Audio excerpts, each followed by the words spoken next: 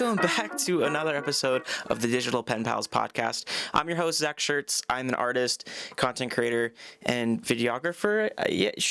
Yeah, I feel more official now. I'll get into that a little bit later. But in this episode, I really wanted to kind of focus on a couple key elements that I've been thinking about the last couple weeks. It's been a while since I've uploaded. I've been slowly getting around to posting a lot more frequently, at least, I guess, as far as showing up online, that is, in certain ways. But as artists and creatives, we're all here to help each other out, and I hope this podcast can be a way for you to just turn this on, relax, draw, do whatever you need to do, while not having to be visually stimulated by any form of other content. It'll help you get stuff going, working on things you need to do in the background. So I really appreciate you guys hanging out with me, for all those who are listening.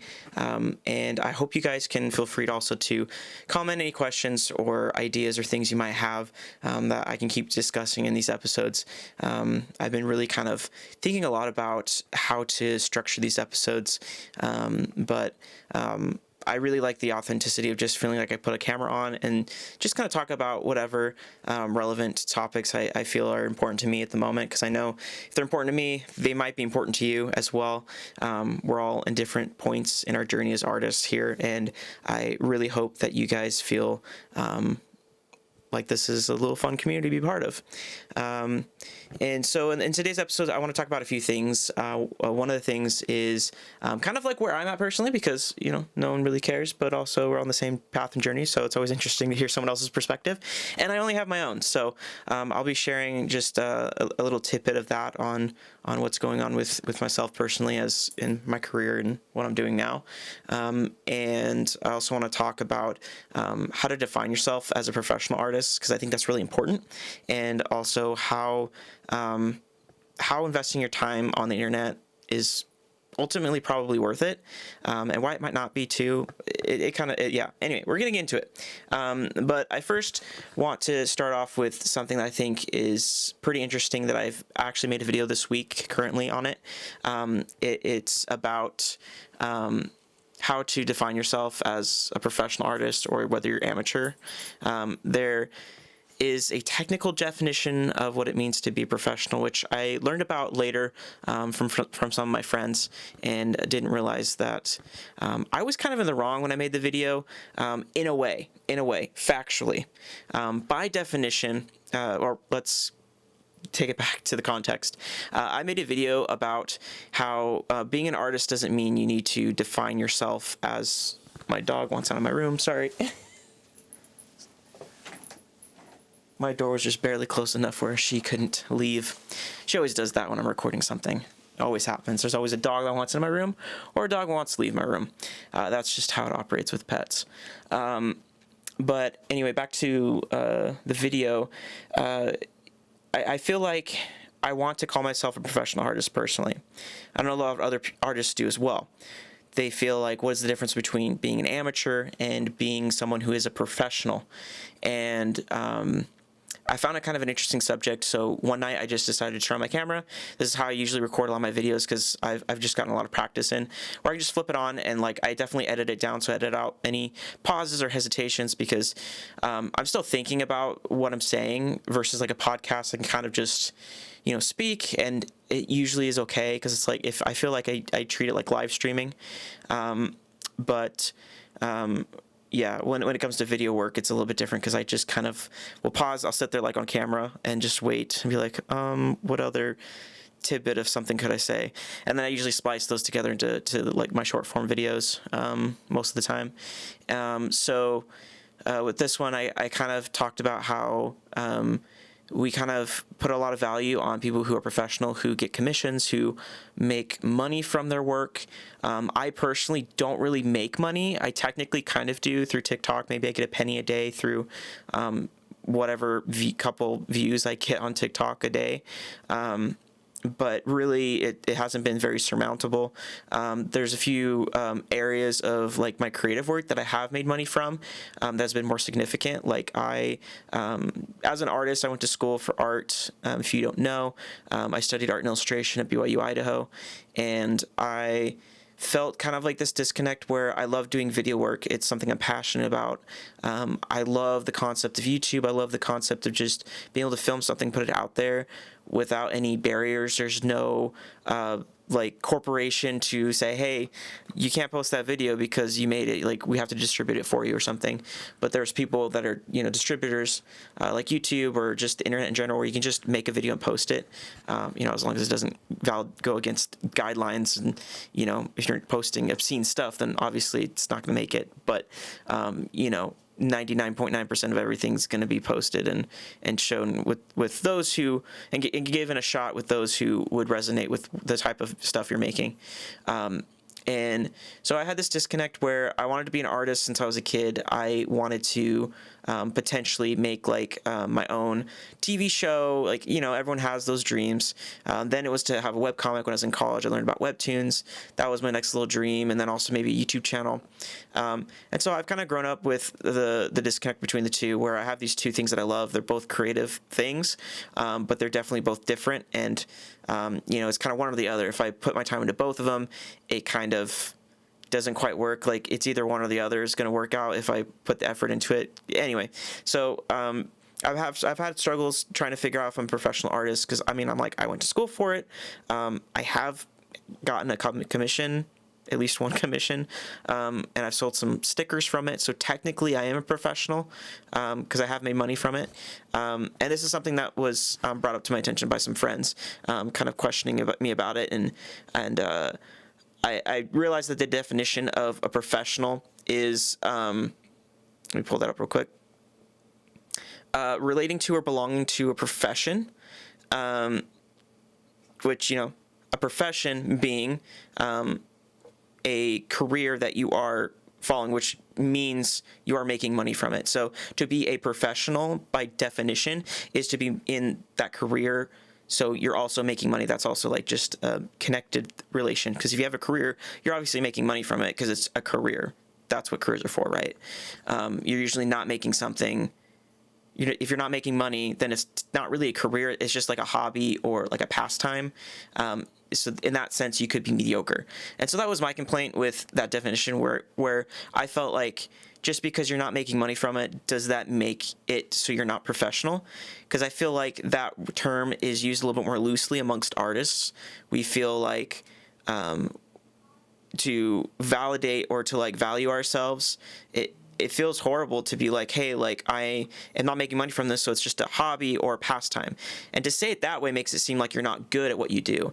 That was kind of the main point I was getting at in that video, was you feel like you want to have that title or validation for yourself because you're like, hey, I'm no mediocre person, like I'm really good, rather than saying, oh, I don't make money from it, it's a hobby. That seems like it devalues it or belittles what you do. And that was kind of my main point. But technically, by definition, there's also that conflict of like, well, technically you can't call yourself a professional unless you're making money. So I just found that really interesting. And yeah, for me, it's just about the valuing your work and the appreciation of what you do, and not demotivating yourself. But really, that kind of arose. Aside from that, I would love to hear you guys' thoughts on what you guys think it means to be professional artists. But also, that kind of leads to the ultimate question for me, which is, you know, passion versus worldly success. Are they compatible? You know. Are you seeking external validation for your work, for your artwork, or is that just something you shouldn't be doing? Because, you know, sometimes seeking validation from other people, you know, not just monetarily as well, but, you know, seeking validation to know that your artwork is good in their eyes can sometimes be devaluating and demoralizing, right?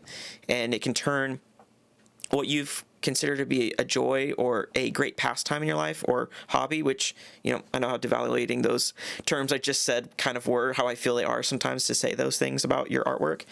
But really, art is such a subjective form, and that's a whole nother subject.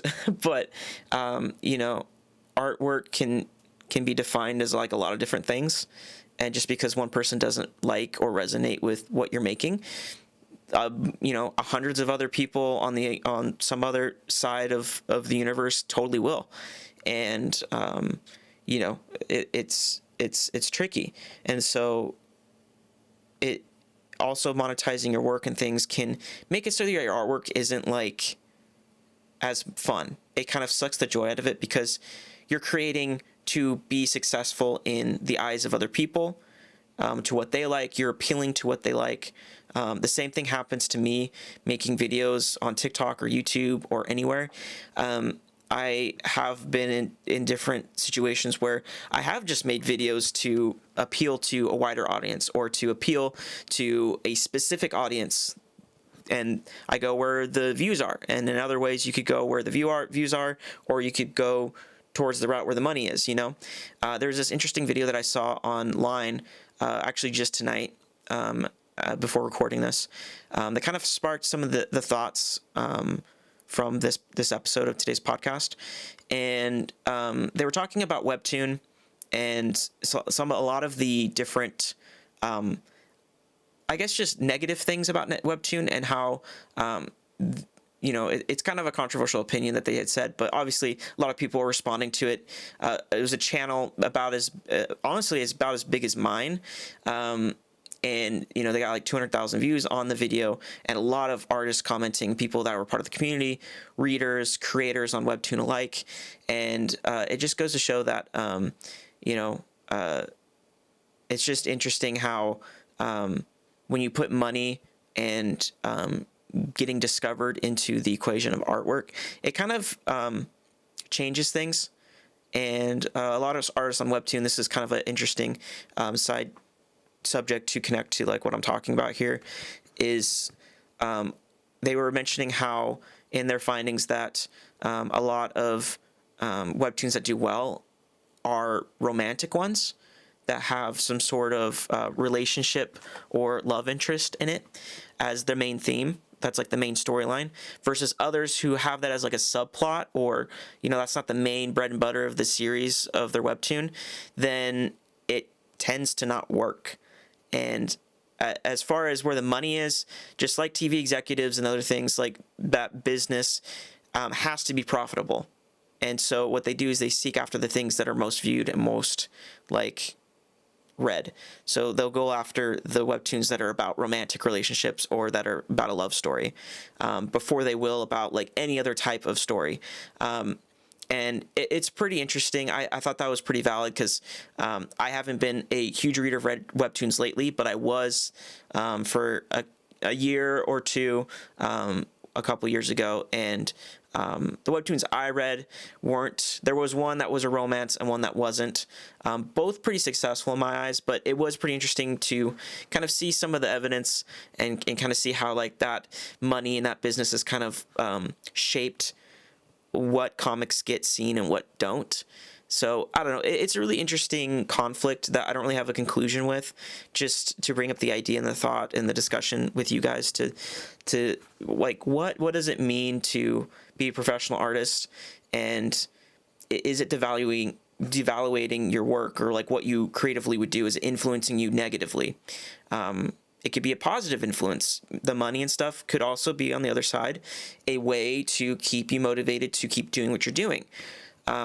And, for me as a content creator in that specific sense, how I relate to it, I mean, I'm also an artist, but I feel like it's so interesting to see how, I'm investing all this time into what I'm doing online, and I feel like there is going to be a final result or a product from that invested time and effort into the things that I'm making.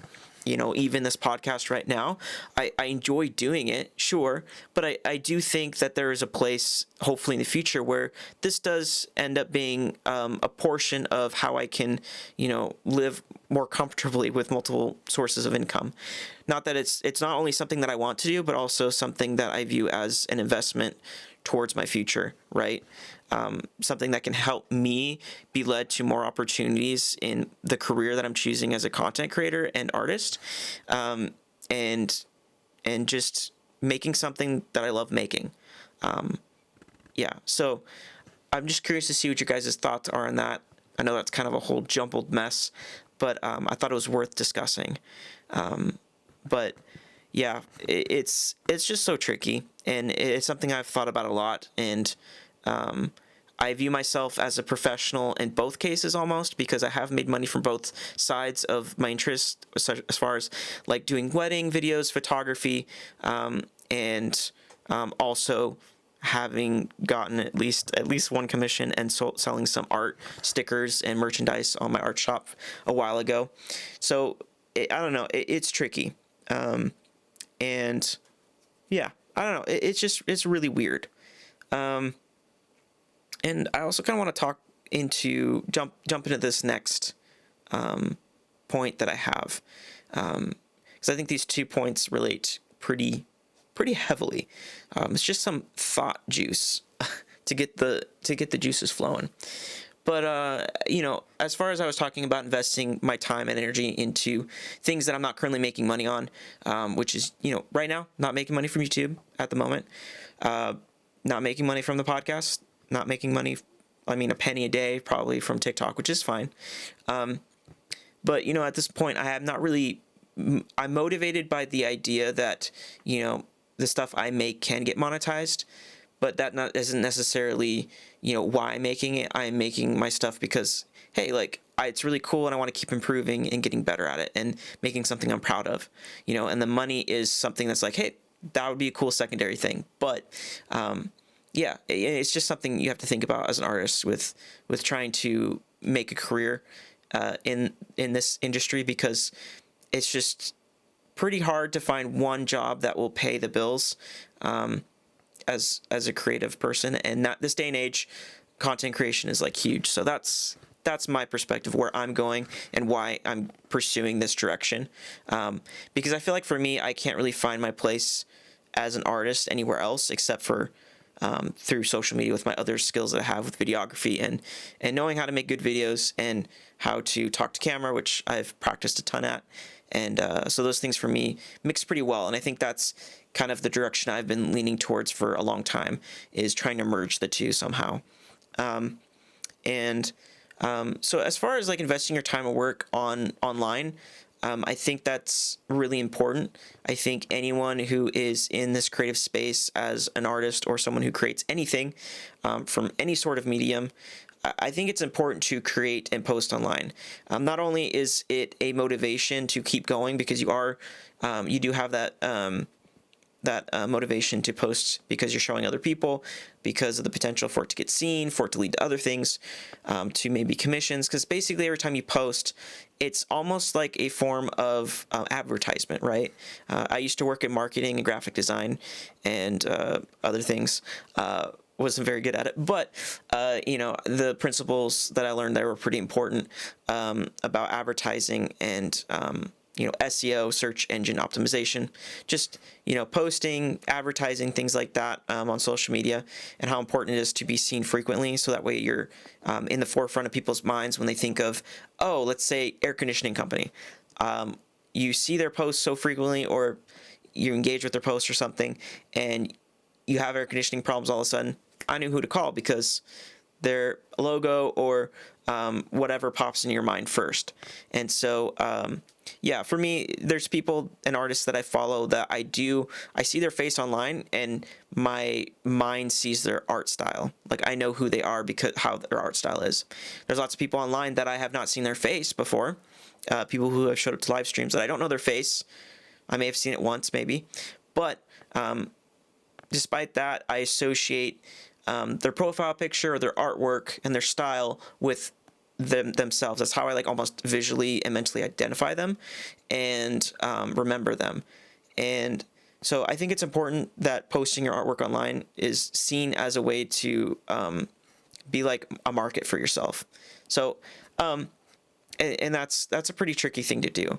And I kind of want to talk about the results of that and what I've found recently. Right now, this next week, I am actually going to be going to San Francisco, which is pretty insane for me.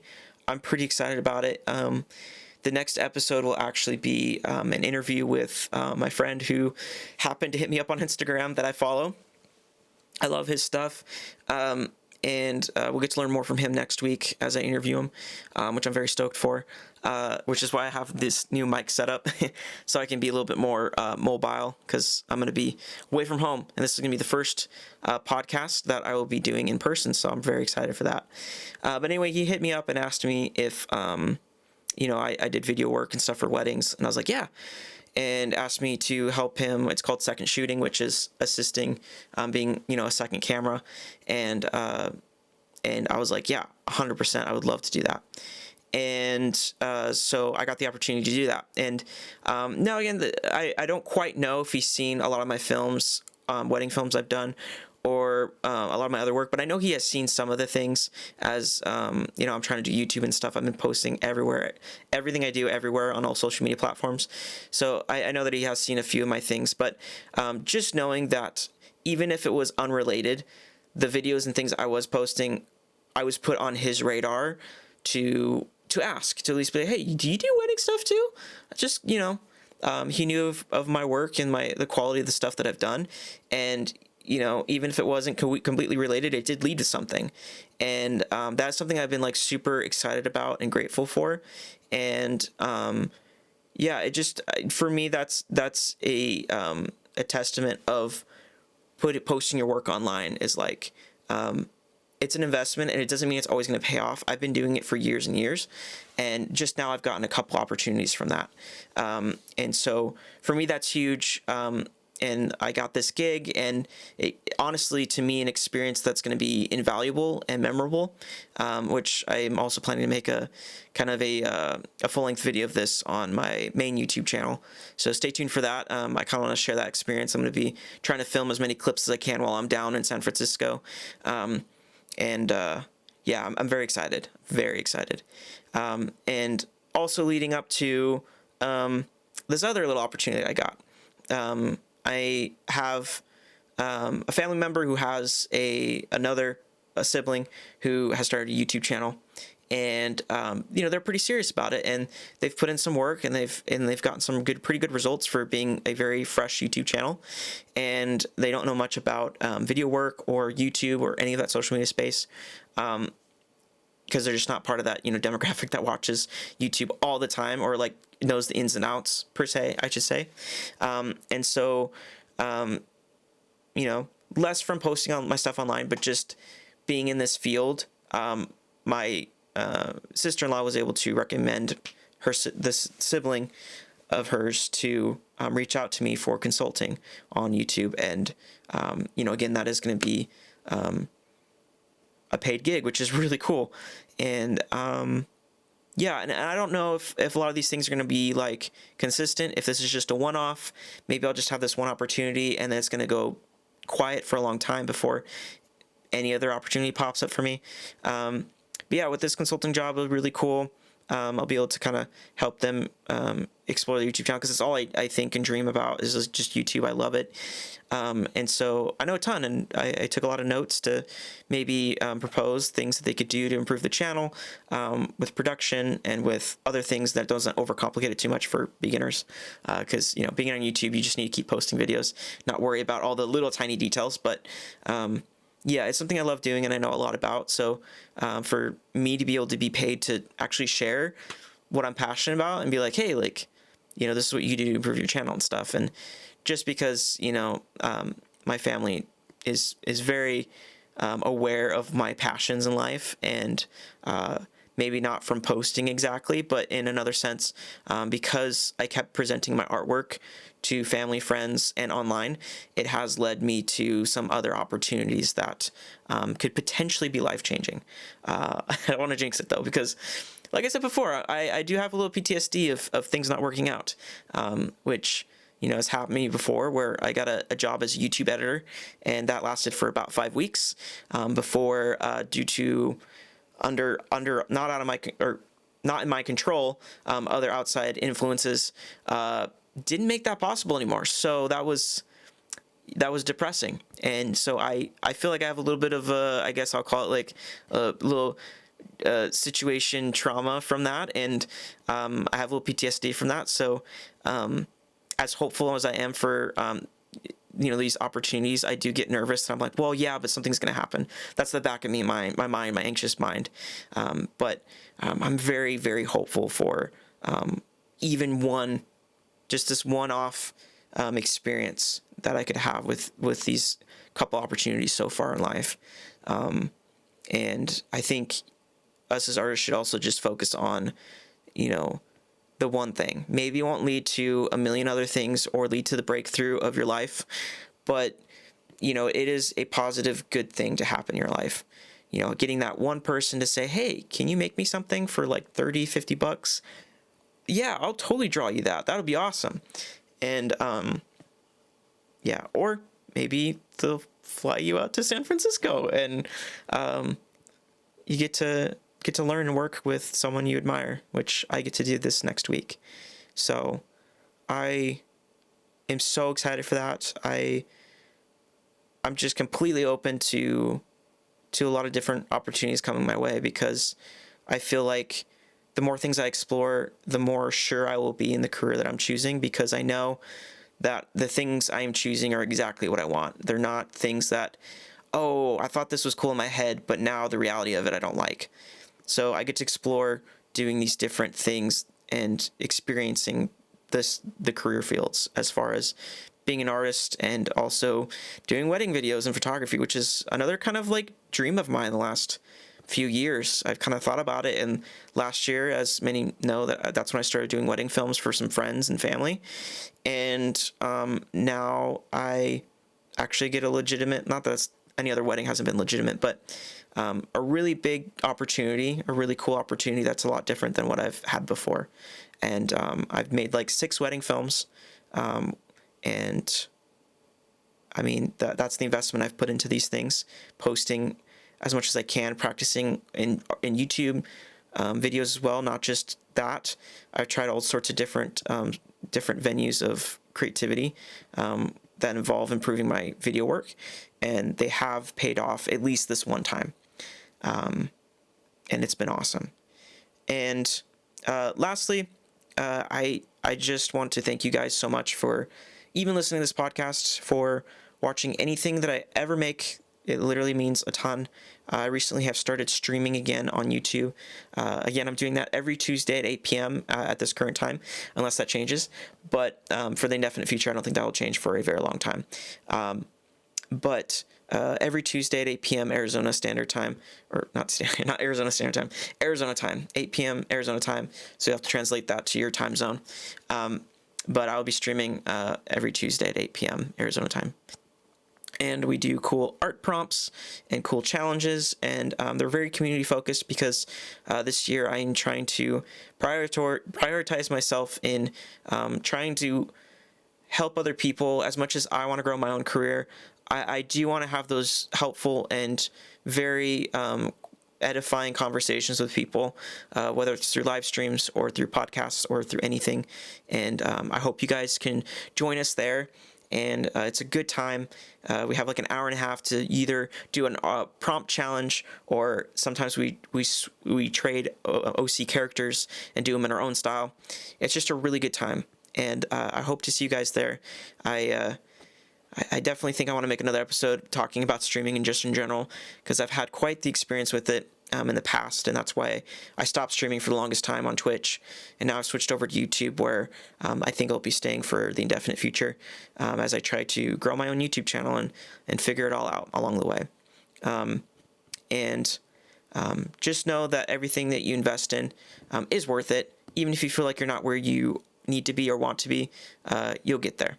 And I am so excited for what the future holds, for those of us who keep going and keep trying, because it's inevitable that we'll eventually meet success if we keep improving just a little bit every week, every month, every year.